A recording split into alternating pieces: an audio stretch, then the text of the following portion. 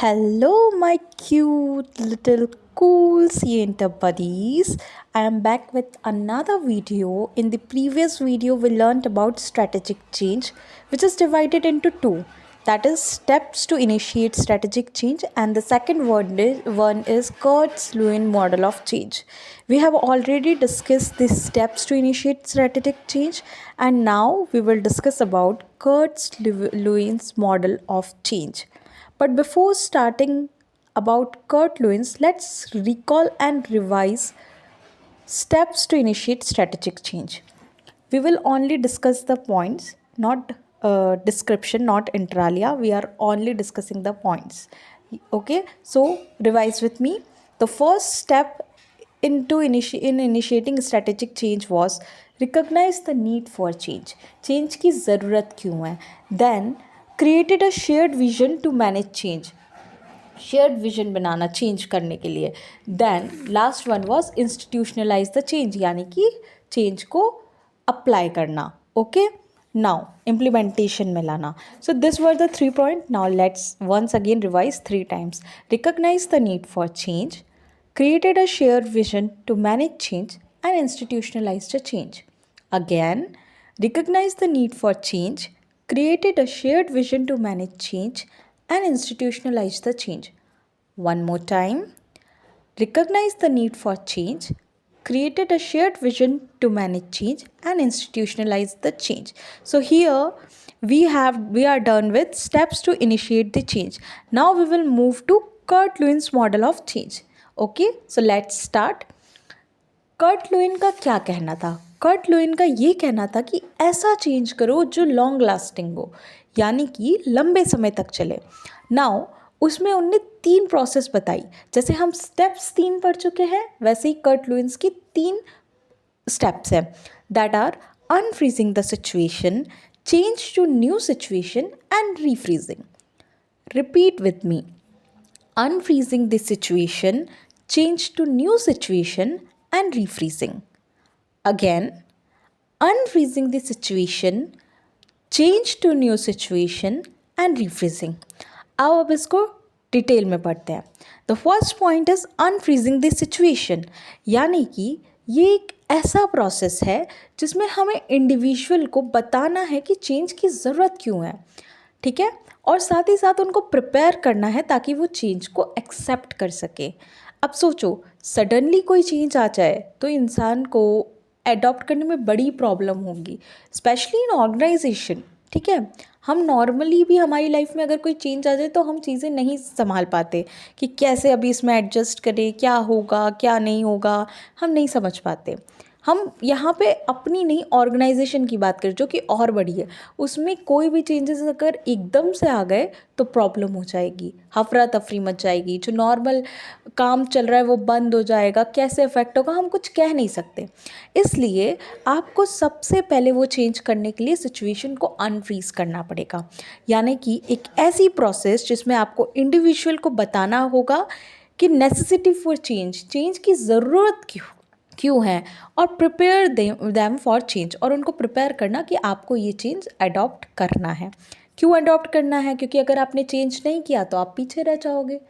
ठीक है, change is the only constant thing, you have heard it somewhere, right. तो change करना बहुत ज़रूरी है. सो सबसे पहला पॉइंट अगर हमें अनफ्रीजिंग द सिचुएशन में लिखना है तो यही लिखना है कि ये एक ऐसा प्रोसेस है जिसमें हम इंडिविजुअल को बताएंगे necessity for change and prepares them for change. Now अब किस तरह के चेंज की बात हम कर रहे हैं, तो हम उस चेंजेस को लाएंगे that is breaking down old behaviour and attitude, customs and tradition. मतलब हमारे जो पुराने बिहेवियर, पुराने एटीट्यूड हम लेके चले आ रहे हैं, पुराने कस्टम और ट्रेडिशन जो हम फॉलो कर रहे हैं, उनको चेंज करने की ज़रूरत है. अब देखिए, नॉर्मली भी हम बात करें तो कई ऐसे हमारे बीइंग एन इंडियन इतने सारे बिलीव्स हैं, चले आ रहे हैं शुरू से कि ये ऐसा होता है वो वैसा होता है. बट कहीं ना कहीं हम now in the present generation हम इन चीज़ों को चेंज कर रहे हैं, क्योंकि कुछ चीज़ें सही नहीं हैं तो नहीं है. We can not accept that. Okay, so in organisation also, अब पुराना कोई बिहेवियर आप कंटिन्यू कर रहे हो जिससे आपको कोई प्रॉफिट हो ही नहीं रहा है, या फिर एकदम से चेंज आ गया और आप उसी मैथड से अपनी चीज़ें कर रहे हो, तो this is not good for your organisation. You need to change. तो चेंज में हमें करना क्या है, कब चेंज करना है, हमको ब्रेक डाउन करना है ओल्ड बिहेवियर एंड एटीट्यूड को, एंड कस्टम्स एंड ट्रेडिशन. और जब हम इनको ब्रेक डाउन करेंगे तो हम एक नई स्लेट से स्टार्ट करेंगे. ओके, न्यू चीज़ें स्टार्ट करेंगे. In your module it is written that we will start from a new slate.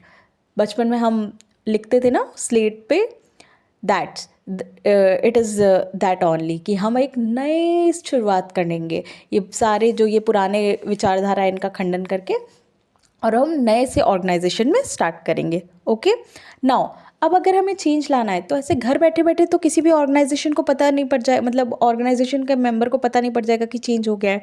Of course कोई प्रोसेस होगी बताने की. तो हम इस चेंज को अचीव कैसे करेंगे? 3 तरह से. अनाउंसमेंट करके, आपको अनाउंसमेंट करना पड़ेगा कि हमें चेंज की ज़रूरत है. मीटिंग्स करके, आप मीटिंग करोगे तो आपको पता पड़ेगा कि वो चेंज जो आप ला रहे हो उसमें और क्या क्या चीज़ें आ सकती हैं. कहीं लोगों का कुछ पॉइंट ऑफ व्यू हो सकता है, वो सब सुन सकते हो, इसलिए मीटिंग करना ज़रूरी है. And promoting new idea throughout the organisation, और जो आपका आइडिया आया है आपके दिमाग में उसको प्रमोट करना पूरी ऑर्गेनाइजेशन में. समझे? तो ये 3 पॉइंट्स में आपका अनफ्रीजिंग द सिचुएशन खत्म हो जाएगा. तो हमने क्या पढ़ा इन अनफ्रीजिंग द सिचुएशन? सबसे पहले हमने प्रोसेस पढ़ी जिसमें individual, necessity for change, prepare them for change. Second was breaking down old behaviour and attitudes, customs and tradition. And third was achieve through making announcement, holding meeting, promoting new idea throughout the organisation. Now second process क्या थी? Second process was change to new situation. अब हमने ज़रूरत तो समझ ली कि change की क्या नेसेसिटी है, सब हमने देख लिया, सबको इन्फॉर्म कर दिया.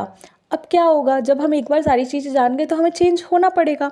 हाथ पे हाथ रख के तो बैठेंगे नहीं, इतनी बड़ी मीटिंग क्यों की? ऑफकोर्स चेंज लाने के लिए. तो चेंज अब करने की बारी आ गई है. Change to new situation. अब जब आप चेंज कर रहे हो नए सिचुएशन में, तो यहाँ पे भी एक आए हैं जिनने हमको ज्ञान दिया है, वो है एस.सी. कैलम. इनने 3 मेथड बताए कि किस तरह से हम हमारे बिहेवियर में चेंज ला सकते हैं.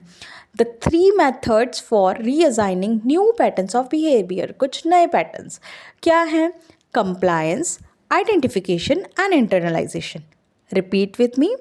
Compliance, identification and internalisation. Once again, compliance, identification and internalization. Compliance मतलब क्या होता है? कंप्लायंस मतलब होता है रिवॉर्ड एंड पनिशमेंट स्ट्रैटेजी. यानी कि अगर आप अच्छा करोगे तो आपको इंसेंटिव देंगे, बुरा करोगे तो आपको इंसेंटिव नहीं मिलेंगे. यहाँ मेरा बुरा कहने का मतलब ये नहीं कि आप किसी के साथ पर्सनली बुरा कर रहे हो. नहीं, ऑर्गेनाइजेशन में अगर आप अच्छा परफॉर्मेंस नहीं दे रहे हो, आप उतने इफेक्टिवली वर्क नहीं कर रहे हो, तो आपको इंसेंटिव्स नहीं मिलेंगे. जानते हो आप सब लोग कि लालच बुरी बला है. लालच के कारण ही हम सब कुछ करने लग जाते हैं, राइट? तो उनको भी लालच देंगे कि अगर आप इतना करोगे तो आपको आगे पहुंचाया जाएगा, आपको यहाँ जाने को मिलेगा, ये चीज़ें इंसेंटिव देना बेसिकली. ठीक है, लोगों को खुश करना, ऑर्गेनाइजेशन के पीपल को खुश रखना.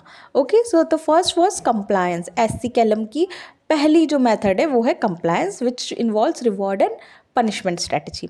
Second is identification. आइडेंटिफिकेशन मतलब आपके आगे एक रोल मॉडल खड़ा कर देना कि आपको इसकी तरह बनना है, आप इसकी तरह अच्छा करो, राइट? जैसे हम एक एग्जाम्पल ले लें, सबसे बड़ा रोल मॉडल किसी के लिए भी पूरे इंडिया में, इंडिया के बाहर भी देखा जाए तो रतन टाटा जी हैं. उनने क्या सर्व किया है नेशन को, कितना अच्छा. मतलब हर कोई चाहता है कि हम उनके जैसा बन पाएँ. द वे ही वॉज, मतलब उनने क्या सोशली डिस्ट्रीब्यूट किया है पूरे हमारे इन्वायरमेंट को, कितना अच्छा रखा है. उनकी honesty, like no one is like him. So far no one is like him. तो एक रोल मॉडल को डिसाइड कर देना कि ये रोल मॉडल है आपका, और आपको इसके तरह के बिहेवियर को अडॉप्ट करना है, इसकी तरह बनने की कोशिश करना. No one is saying to become like same like him, but at least try कि उसके अच्छे ट्रेट्स हम हमारे अंदर ले सकें और हमारे ऑर्गेनाइजेशन को ये हेल्प करे. Okay, so identification is role model whose behaviour required to adopt. ऐसा रोल मॉडल जिसके बिहेवियर को आप अडॉप्ट करना चाहते हो. And the third is internalisation, यानी कि internal changing of individual thought process.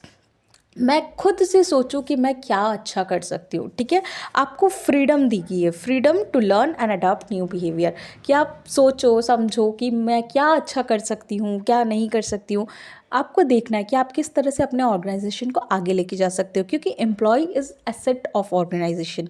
वो खुद अगर ऑर्गेनाइजेशन का भला सोचेगा तो ऑर्गेनाइजेशन बहुत आगे पहुँचेगी, राइट। तो तीन जो method for reassigning new pattern of behaviour है: compliance, identification and internalization. Now, 2 points we have already completed, that is unfreezing the situation, change to new situation. Last क्या होगा? Refreezing the situation. Okay, means refreezing, we have to only say refreezing. Refreezing is new behaviour becomes normal way of life. अब आपने change कर लिया है, पहले आपने देख लिया आपको नेसेसिटी ऑफ चेंज क्या है, फिर आपने चेंज भी कर लिया, तो अब जो नया बिहेवियर है वो आपका नॉर्मल वे ऑफ लाइफ हो गया है। एक बार चेंज कर लिया, वही मेथड रोज डेली बेसिस पे आप कर रहे हो, वही बिहेवियर अडॉप्ट कर रहे हो, तो वो आपका नॉर्मल वे ऑफ लाइफ जीने का तरीका हो गया। आप उसी हिसाब से अब ऑर्गेनाइजेशन में रह रहे हो। New behaviour must replace former behaviour. नए बिहेवियर ने पुराने जो बिहेवियर चले आ रहे थे उनको रिप्लेस कर दिया है for successful and permanent change. इससे आपका सक्सेसफुल और परमानेंट चेंज हो जाएगा, ठीक है। आपने अच्छे से चेंज किया और ऐसा चेंज लाया जिससे आपको बेनिफिट हो रहा है, राइट। तो रीफ्रीजिंग में क्या है? New behaviour becomes normal way of life, new behaviour must replace former behaviour for successful and permanent change. Okay, change क्या है? एक कॉन्टिन्यूस प्रोसेस है, क्योंकि इन्वायरमेंट जो है वो डायनेमिक है, चेंजिंग इन्वायरमेंट है। मतलब हमारे इन्वायरमेंट में आए दिन किसी ना किसी वजह से चेंजेस होते रहते हैं। तो इस वजह से, क्योंकि वो डायनामिक इन्वायरमेंट है, चेंज हमेशा क्या है? एक कॉन्टिन्यूस प्रोसेस में चेंज होता रहेगा। Understood? I hope this helps. एक बार रिवाइज करो तीनों पॉइंट्स को, that is unfreezing the situation, change to new situation and refreezing. Repeat again: unfreezing the situation, change to new situation and refreezing. Now एक बार quick recap हम ले लेते। कर्ट लुइन का क्या कहना था कि लॉन्ग लास्टिंग बने, कोई ऐसा चेंज जो लास्टिंग हो। सबसे पहला उनका स्टेप था अनफ्रीजिंग द सिचुएशन, यानी कि प्रोसेस जिसमें इंडिविजुअल को बताया जाएगा necessity for change and prepares for them for change. फिर ब्रेक डाउन क्या करने की ज़रूरत है? ओल्ड बिहेवियर और एटीट्यूड और कस्टम और ट्रेडिशन। और अचीव कैसे करोगे इसको, चेंजेस को? अनाउंसमेंट करके, मीटिंग्स होल्ड करके, प्रमोट करके नए ideas. Change to new situation, अगर न्यू सिचुएशन में चेंज कर रहे हो तो एससी कैलम की बात देखनी है कि उनने जो नए बिहेवियर बताया उसको अडॉप्ट करना है। अब वो तीन न्यू बिहेवियर क्या है? Methods: compliance, identification and internalisation. Compliance की बात करें यानी कि reward and punishment strategy. Identification की बात करें तो role model whose behaviour required to adopt. Internalisation की बात करें तो internal changing of individual thought process, freedom to learn and adopt new behaviour. And last was refreezing, यानी कि new behaviour becomes normal way of life, new behaviour must replace former behaviour for successful and permanent change. और change क्या है? एक continuous process है, क्योंकि dynamism and ever changing environment. Okay, I hope this videos helps you. आप एक काम करिए, if you are watching this video please go in the comment section and write the points you have learn right now. Okay, आप एक बार अगर लिख लोगे तो यहीं के यहीं लिख लोगे तो आपको वापस से कॉपी पेन उठा के लिखने की ज़रूरत नहीं रहेगी और माइंड में रहेगा भी, ठीक है। So please, it's my humble request to all of you who ever watching this video, please go down to the comment section and write these all 3 points, only headings. Okay, thank you. I'll meet you soon with another topic. Till then, bye.